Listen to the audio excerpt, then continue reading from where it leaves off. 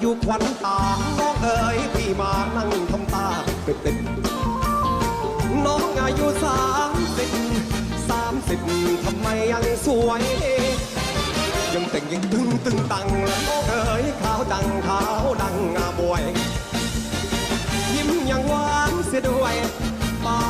ป่วยยังมองตาแป๋ว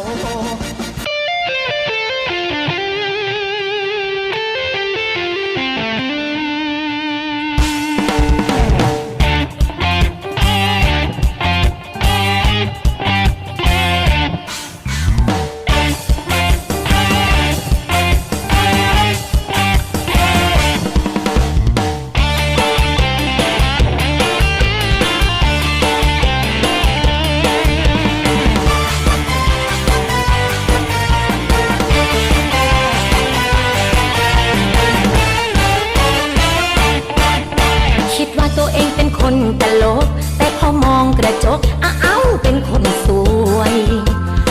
แล้วยังน่ารักอีกด้วยไม่ชมว่าตัวเองสวยจะชมแมวที่ไหน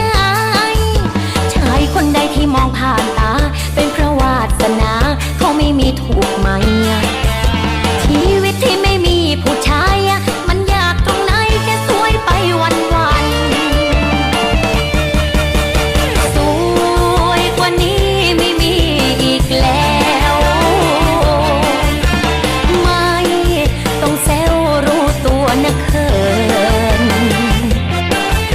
ขนาดแม่ใช้เด็ดพริก10 เม็ดยังเด็ด11เพราะเราเด็ดเกินหนุ่มไหนชอบก็เชิญจีบเอาเลยจ้า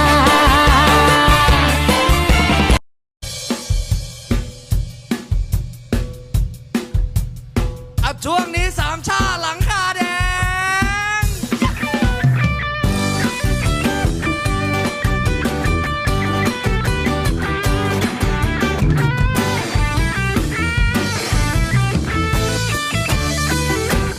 โอ้กันดากลับมาหาพี่เถิดอย่าตะเลิดหลีกหนีพี่ไปโอ้พี่รักเจ้ามาแค่ไหนพี่ยังยกให้ไรตั้ง2 ตารางวาบ้านของเรามันก็ไม่ใหญ่ไม่โตเป็นถึงบังกะโลแต่ยังไม่มุงหลังคา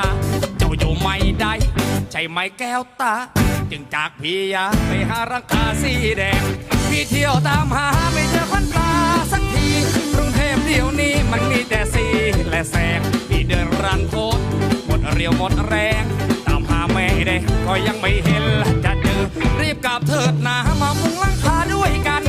ไม่ต้องอายจันเพราะมีแต่ฉันกับเธอกลางคืนนอนฝันกลางวันนอนเพ้อดึกๆละเมื่ออีตอนน้ำพา